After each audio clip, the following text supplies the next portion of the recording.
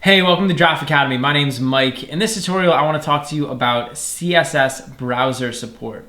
And this is always like a hot topic issue in CSS, which is like which browsers support which CSS tags and which CSS functionality. So there's a bunch of different browsers. I mean, some of the most popular are Internet Explorer, Google Chrome, Safari, Firefox, and Opera. Those are sort of like the main sort of heavy hitters when it comes to browsers. And when you're writing your CSS, you want to make sure that the CSS that you use in one browser is going to show up the same in another browser.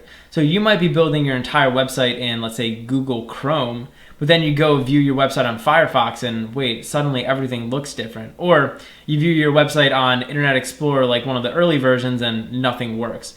So one of the things you have to worry about when you start developing with CSS is, does your CSS work across all the browsers? And for the most part, like the basic CSS that you're using is probably going to be fine. When you start to get into more like fringe CSS, like stuff that's maybe newer or stuff that's not used as much, it may or may not be supported by all the major browsers.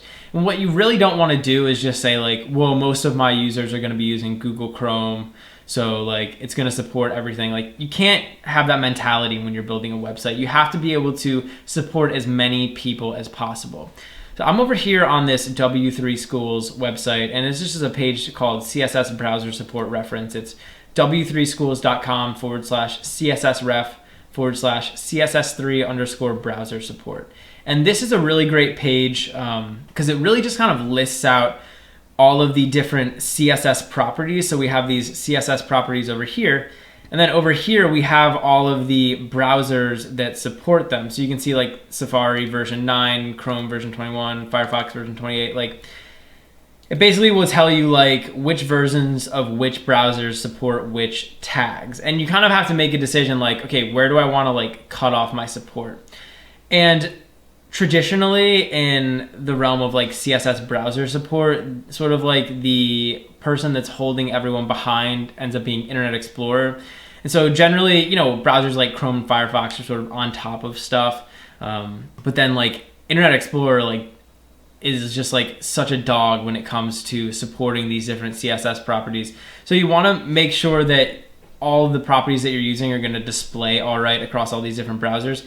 And you can use this table over here to, sort of inform your decisions. So like I said, most of the common CSS tags, you're going to have no problem getting support. But for other ones, it's going to be a little bit dicier, right? Some browsers might support them, some browsers might not. So, I mean, there's really nothing I can do to like prepare you. I mean, really what you should do is just kind of look through. If you think that one of the tags that you're using might not be able to be supported, you can just kind of look through. So for example, one of these like animation tags, sometimes you'll have to add in extra tags. So for example, with this animation delay, we can use this animation tag, but if you want it to be like full on supported by every single browser, you're gonna have to add this extra WebKit animation delay tag. So there's all sorts of like little things like that you might have to do. And the way that you're gonna be able to figure that out is just by looking through this list and figuring out what you need to do. But again, for most of the basic CSS tags, you're going to be fine support-wise. Hey, thanks for watching. If you enjoyed the video, please leave a like and subscribe to Draft Academy to be the first to know when we release new content. Also, we're always looking to improve, so if you have any constructive criticism or questions or anything, leave a comment below. Finally, if you're enjoying Draft Academy and you want to help us grow, head over to draftacademy.com/contribute and invest in our future.